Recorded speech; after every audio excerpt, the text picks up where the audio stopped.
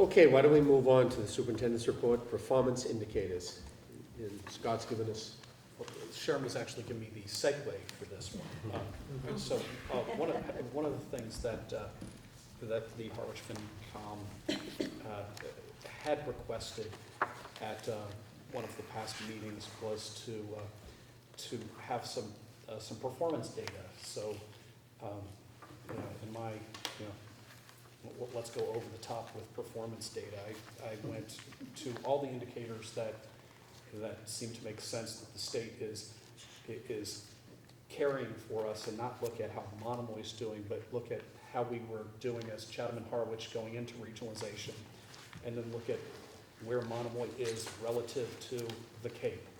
So, so one of the questions that Sharon was just asking is, what's the capacity? And when I say that we've got capacity, the first slide, first column here has average class size of Harwich and Chatham schools relative to the Cape. So if you look in that first column, going into regionalization, Harwich was running average class size of 15, Chatham was 14.4.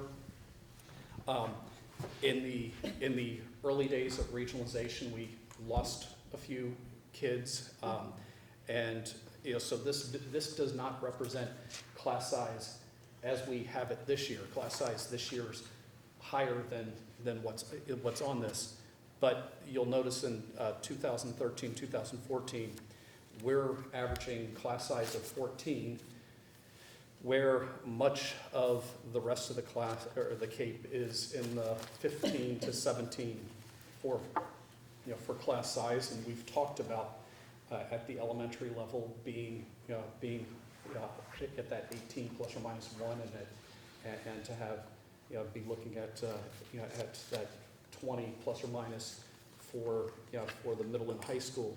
So we've got the capacity. We're below that threshold in on average in each of our classrooms. So there's space if there was a housing development that were to open up, and it's something that that we we hopefully, as we track forward here over the next several years, see the class size go up. So one of the reasons why it's higher than this year is that the numbers for Monomoy in 2000 in FY 13 and 14, we still had Chatham Middle School in particular that had extremely small class sizes, and now that's been rolled in with Harwich Middle School, and the average class size of the new middle school is running roughly what Harwich was, which is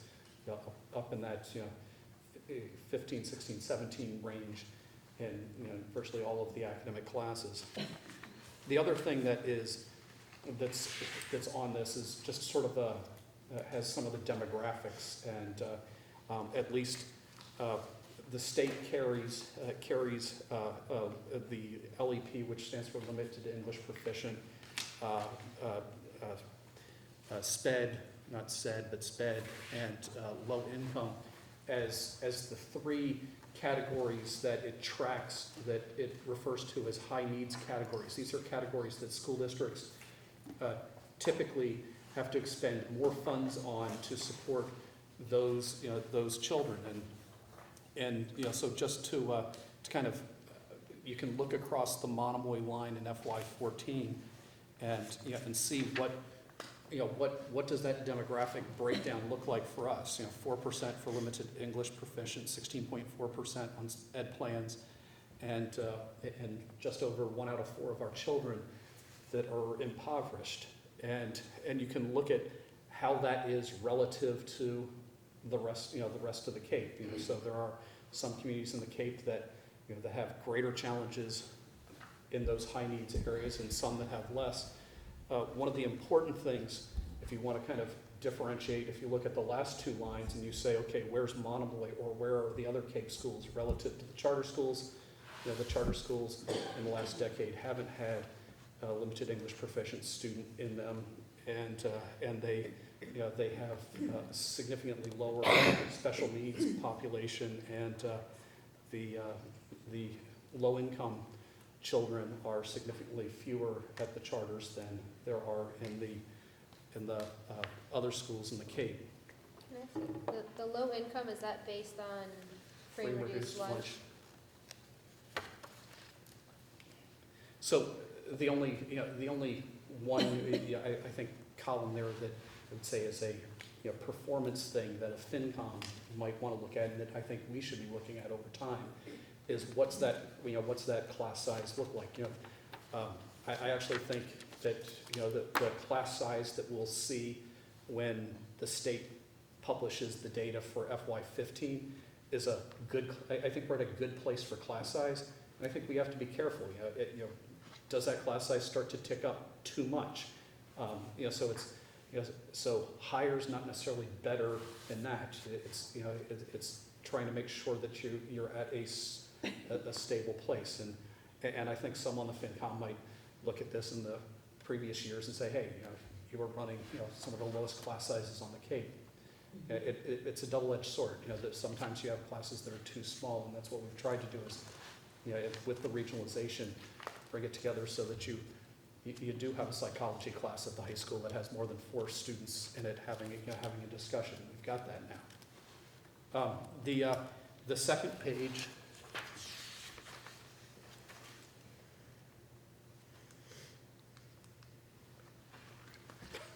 Too far away?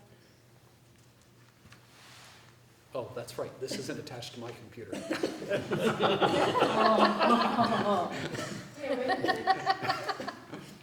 Is there a way we can get this year's numbers to compare this to? Thanks. The answer is, yeah, we know what our numbers are this year, but we don't have the rest of the Cape. And one of the things I felt is important that you're looking at our number in context. So this is one of the questions that was asked. What's happening to our graduates? Of course, it was asked, what's happening to our graduates when they graduate from college? I don't know that we'll ever be able to answer that, but a fair question, something that the state does track, is what happens to our graduates when they graduate. What's next? So the state actually tracks 4-year graduation rates and 5-year graduation rates. Well, we can't track a 5-year graduation rate yet. Next year we can look at the 5-year graduation rate, but we look at the 4-year graduation rate. So before we were Monomoy, we were running 91.3. As Monomoy in 2013, 89.8. Keep in mind, we've got fairly small graduating classes. One student this way or that way, we'll adjust it by 1% or 2. The still in school, you see that as 8.8. Now keep in mind that we have programs here at the high school for students with special needs, and that 8.8% of students are many of those are students who aren't going on to college, and in some subsequent year end up in the next column, which is the certificate of attainment. So they don't end up with a diploma. They may end up with a certificate that they were here till they were, in some cases, 22, and then went on into different fields. So that but they're included in your overall number. I think one of the things that we can really be proud of, and where we stand out as different from the Cape in 2013, is if you look at the dropout rate at Monomoy relative to the rest of the Cape. It's significantly smaller than most Cape schools. Scott, before we move on, I understand the 8.8 under still in school for Monomoy. Sturgis has a 7.7. Those are students that attend the 5th year of high school? Is that what that They means? certainly wouldn't be small Right. differences. Is that what that means, though? Right. For 5th year of school? So I don't know what's behind the Sturgis number. And sometimes the challenge with the data that you have with the state is it's only as good as the data that gets reported to the state. So all of this is just pulled off of state sheets. But it would, that 7.7 would be students who, if we pulled up a year from now and compared our 5-year graduation percentage to those others, you might see that, maybe those are students who needed that 5th year and, and end up graduating, but graduate. And it would also be somebody who doesn't have everything that they need done at the time where the rest of the group is graduating, but needs some time during the summer. They actually show up as still in school and don't show up on they didn't make it in 4 years. They made So it that could be students were 4+. ill or something for They were several redshirted. weeks. Sure. So, next one, plans, plans of graduates. I highlight that first column. That for me, in the suburbs was the column that I was always focused on. What percentage of our students go on to 4-year colleges? And I've long had conversations, with parents at 8th grade parents, that this focus that we have here is largely a college preparatory focus, and there are options to prepare for different sorts of jobs in the workforce at Cape Tech, and it's just sort of what are we? Are we a fully comprehensive high school or not?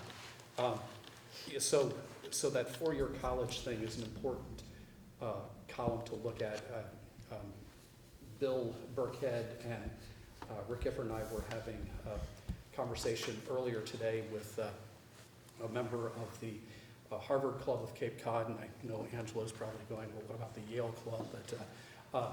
But just, and the conversation, really centered around how can they potentially help us with, some early, getting families who may not have had children or may not have been in college themselves, but have them introduced to the concept that college is affordable. There are ways to get there, and starting those conversations even in middle school with parents. So again, one of the things that stands out in this, where I found it very interesting in that class of 2013, we had a disproportionate relative to the rest of the Cape number of students that went on to the military.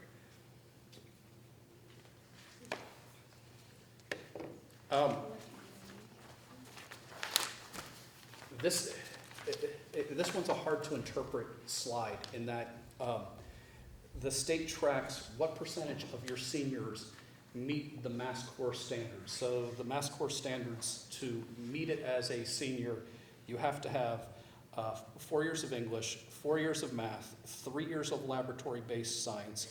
You can blow off 1 year of history, Rich. So three years of history. And you need to have 2 years of the same foreign language, 1 year of arts, and then 5 other courses within that core. So you'll see some school districts will have all of their students meet that Mass Core standard because that's what their graduation requirements are set at, or their program is a very narrow program and there aren't options for students to take things outside of that. And in other school districts, you may see very low percentage of students meeting that Mass Core standard, but it's possible that the school is large enough that has enough different options for students that they could specialize in. And let's say they take only 2 years of laboratory science, but they take 5 history classes. It's not that they're slacking off, it's that they're exercising choices that they have in that school or based on the graduation requirements, but don't meet that Mass Core.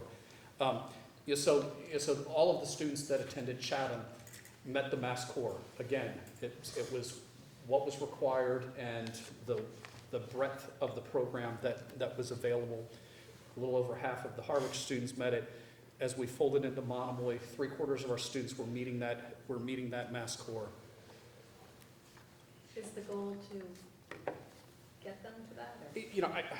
I actually think, personally, I think it's a good goal to have, and again, I think it's one of those conversations to have when, when we have students, we had a student here earlier talk about some of the challenges on having that 8th class. The 8th class gives you options to take, like meet the mass core, plus do other, plus do the enrichment things.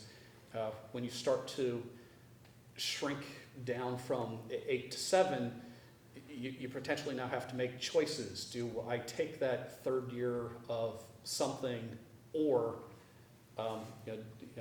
so you might find students that aren't meeting that mass core unless the school puts in place graduation requirements that are lockstep with with mass core.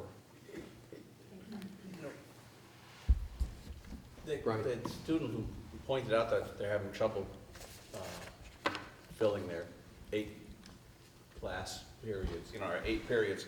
I mean, if a student can't find a class to take in a particular period, they just can't, what are they allowed to do? I mean, do they spend the hour in the library? I mean, Well, they don't go home, they, obviously. well, we added sections, and they were able to find that.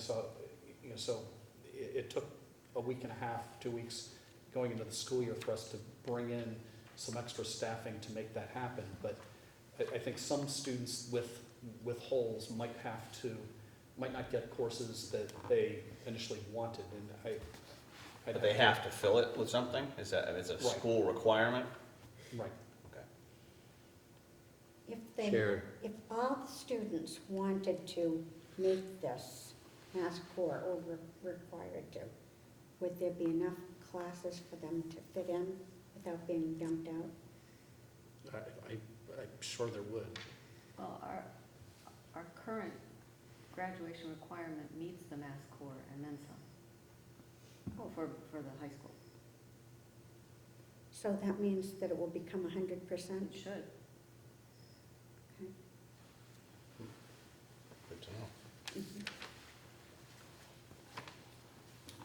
Barnstable in this graph has a long way to go. They're at 1.6. And again, you don't know what's I behind think it. it was a phys ed problem they had. How can you say that? So, this is just looking at, where's Monomoy, where was Monomoy on SAT relative to, to the rest of the Cape. Just using my eyeball of metrics, we're in the pack, and clearly, Nauset and Sturgis are doing better than us on SAT, on the SATs.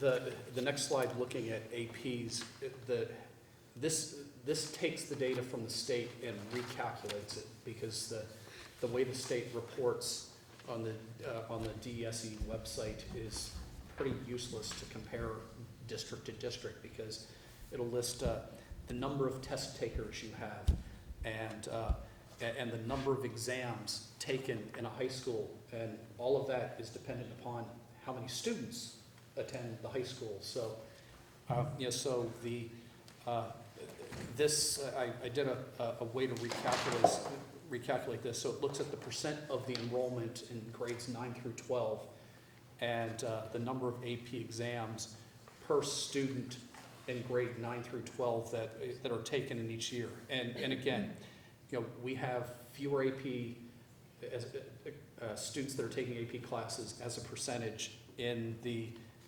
back years here, and fewer exams per student.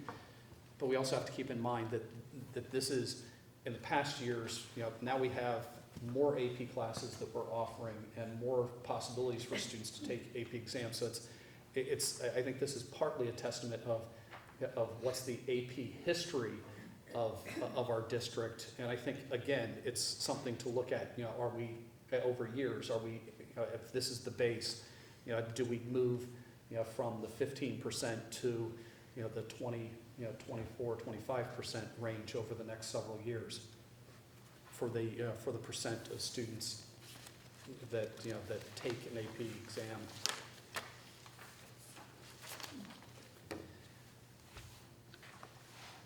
I didn't go and do every grade level for MCAS.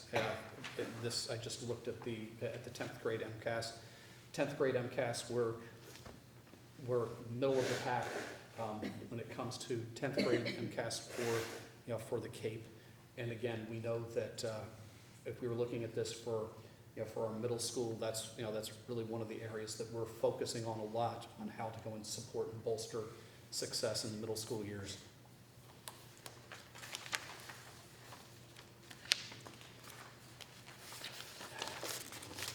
I think this is one of the slides that I think becomes a good barometer slide for the success of Monomoy over the long haul. The far right column looks at what percent of the children in your towns are attending the public schools in your towns, not attending a charter school and not choicing out. This excludes folks that are homeschooling and excludes folks that are private schooling. It's those that attend public school. How many? What percent are in district? And you'll notice there that that Monomoy is less than the Cape average. And again, that's largely a function of what happens at the end of 5th grade. We have one of the charter schools in our backyard, and there's a huge outflow of students in 5th grade to the charter school. But you can also, there's a lot of data there you can look at. It'll show you how many students are heading out at interdistrict. You can see that we have in 2013-14, 184 students are heading out for interdistrict choice. 71 to charter schools. 95 students from Harwich and Chatham are over at Cape Tech. Again, another slide that becomes a barometer for the long-term success of Monomoy.